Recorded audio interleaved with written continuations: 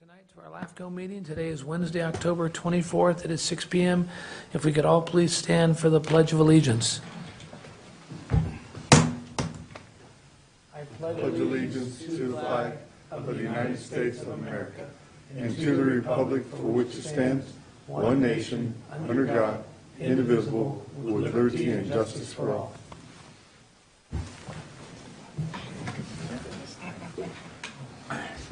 Okay, if we could have our introduction of commissioners and staff. Richard O'Brien, alternate city member. Mike Van Winkle, city member.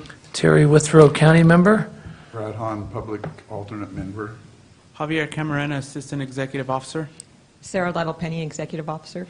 Rob Terrell, LAFCO counsel. Jennifer Goss, commission clerk.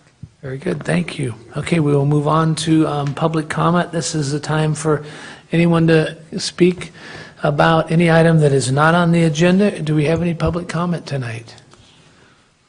Okay, seeing none, we will move on to our minutes, approval of the minutes from September 26, 2018. Everybody's had a chance to look at it, and then we'll look for a motion. We have a motion, and we have a second. All in favor? Aye. Opposed? Passes unanimously. Correspondence? There's no specific correspondence on your agenda tonight, but there is a few informational items as noted on your agenda. Very good. Thanks, Sarah. Okay, do we have any conflicts, declaration of conflicts and disqualifications from anyone on the commission tonight? Seeing none, we'll move on to consent items. Is there any item on consent that anyone would like to pull and discuss? Anyone in the audience like to pull any of the consent items? Seeing none, we will look for a motion to approve consent calendar. Move to approve consent items. We have a motion. Second. We have a second. All in favor? Aye. Opposed? Passes unanimously. Public hearing.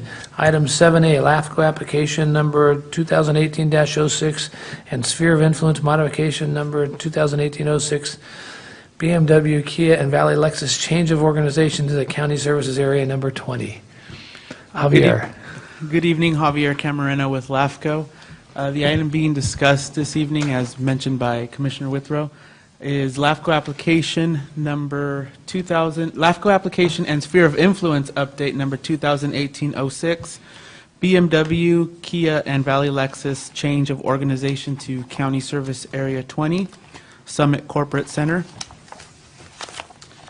The project is a request to modify the sphere of influence and annex approximately 16.41 acres to County Service Area number 20, also known as CSA 20.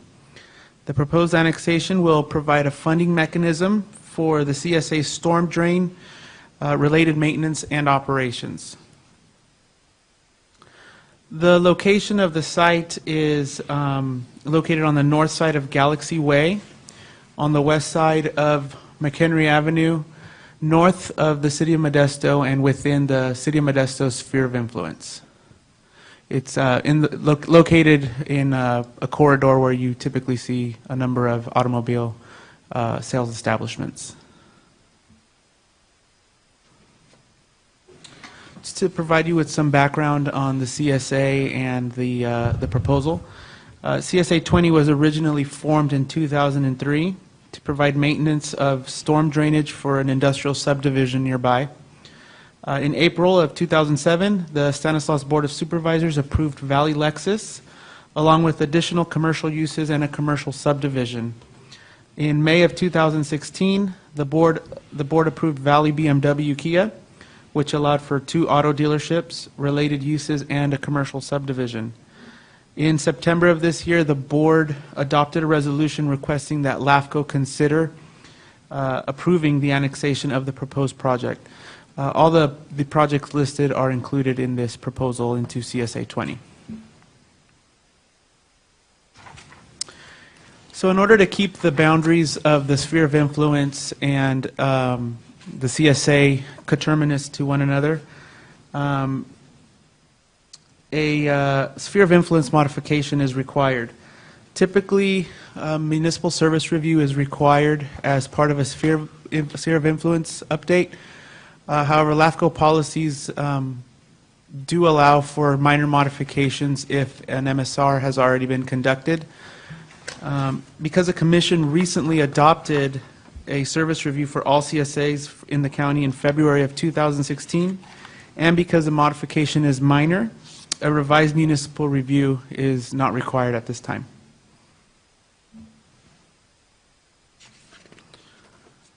In accordance with Cortese-Knox-Hertzberg, specific determinations must be made in order to approve a sphere of influence modification. A discussion of these determinations can be found on pages 2 and 3 of the Executive Officer's Report. Also, in accordance with Cortese-Knox-Hertzberg, the Commission must consider several factors when evaluating a change of organization. Some of these factors evaluated include include a review of population, growth, local plans and policies, and services. Discussion of these factors can be found in pages 3 through 5 of your report.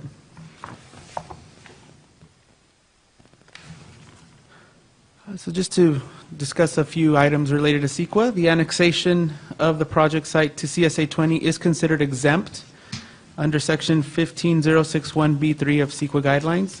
The project is to provide a funding mechanism for the drainage services and will not have a potential to cause a significant effect on the environment. Pursuant to Government Code, the Commission may waive the protest proceedings if the following apply. Number one, that if the territory is uninhabited, which it is. 2, the landowners have given their written consent. And 3, no written opposition has been received. All of these conditions have been met, therefore the Commission may waive the protest proceedings. Staff's recommendation can be found on page 6 of the staff report, which includes approval of CSA 20, change of organization as outlined in attached resolution 2018-19. Approval of the resolution would include determining that the proposed project is exempt for purposes of CEQA. The approval would also waive the protest proceedings. It would approve the sphere of influence modification and approval of the proposed annexation. That concludes my presentation, and staff is available for questions. Very good. Thanks, Javier. Any questions of Javier or any other staff? What about the sewer? I see it covers stormwater and water. What about the sewer? How's that going to be taken care of? You've already got out of boundary, right, on this one? I think so. I don't know if sewer goes all the way up there. No, water. Yeah. They utilize a private septic for sewer services, but they are connected to City of Modesto water through out of boundary. So they're septic then? Is that? Correct. Okay, any other questions? Okay, if we can open up to the public here, we will open, this is a public hearing, so we will open the public hearing. Any questions, comments from the public? Okay, seeing none, we will close the public hearing and bring it back to the commission for a decision here. Any further? Move to approve. We have a motion to approve. Second. We have a second. All in favor? Aye. Oppose? Passes unanimously. Thank you very much. Good job, Javier. Okay, any commissioner comments? I have one, please.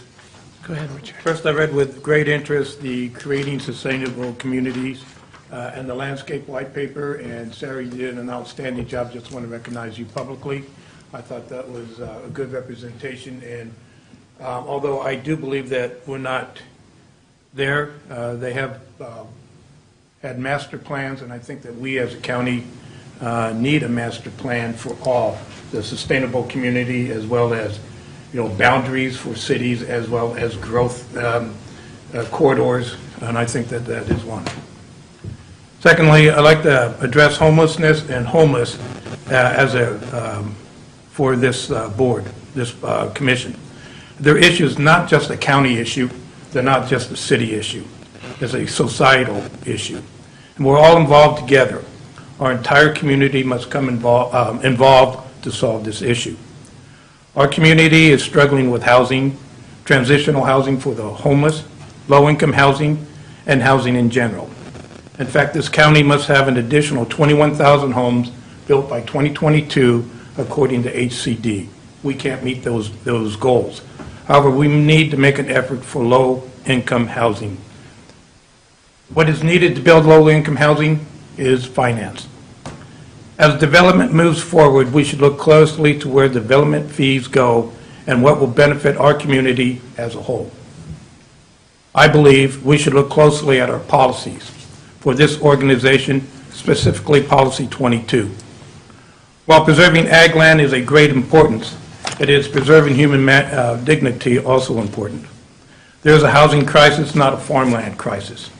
I would like this body to consider modifying Policy 22 for a period of time to be established by this body by collecting the identical fees and applying them to low-income housing, to be used only for low-income housing, migrant worker housing, and transitional housing.